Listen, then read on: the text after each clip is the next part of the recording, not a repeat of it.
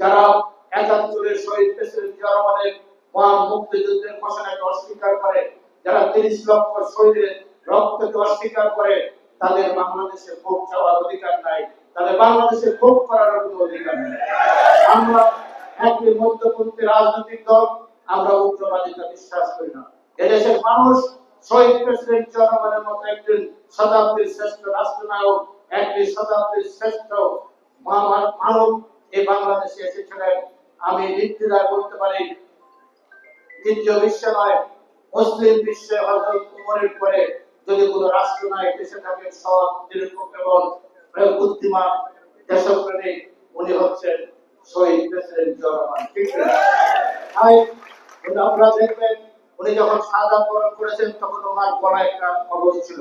উনি রূপার চেনের একটি ছোট্ট কবজ গলায় রেখে উনি দেশ চালাতেন। এটা কোনো কবজ নয়, এখানে একটা ছোট্ট কোরআন শরীফ উনি বুকে রেখে রাষ্ট্র পরিচালনা করতেন। যে ব্যক্তি ৩০ পারা কোরআন শরীফ বুকে রেখে রাষ্ট্র পরিচালনা করে, তার চাইতে মুমিন মুসলমান খাঁটি দেশপ্রেমিক হতে পারে না। ওই ব্যক্তি এই বাংলাদেশ জাতীয়তাবাদী দল প্রতিষ্ঠা করে গেছেন।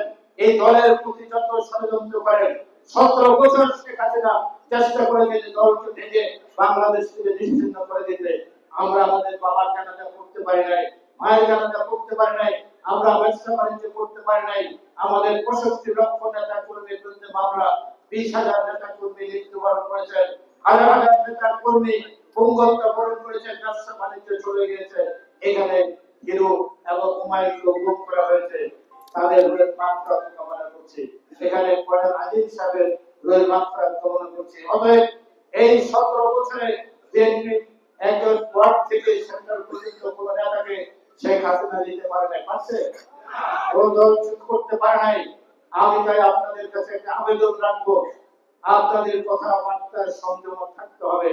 ১৭ বছর আপনারা পরিশ্রম করেছেন, মায়ের গয়না কেটেছে, বইয়ের গয়না কেটেছে, বাবার টাকা জমি দিয়েছে, মামলা পরিচালনা করেছেন, জেল খেটেছেন, বিভিন্ন জায়গায় স্থানান্তরিত ছিলেন, বাড়িতে ঘুমাতে পারেন নাই।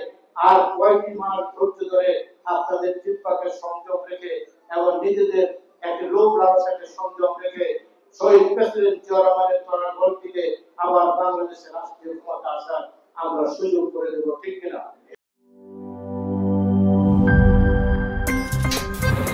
আমার একটা স্মার্ট সিদ্ধান্তে 25% গ্যাসের খরচ কমেছে। ভাবছেন কিভাবে?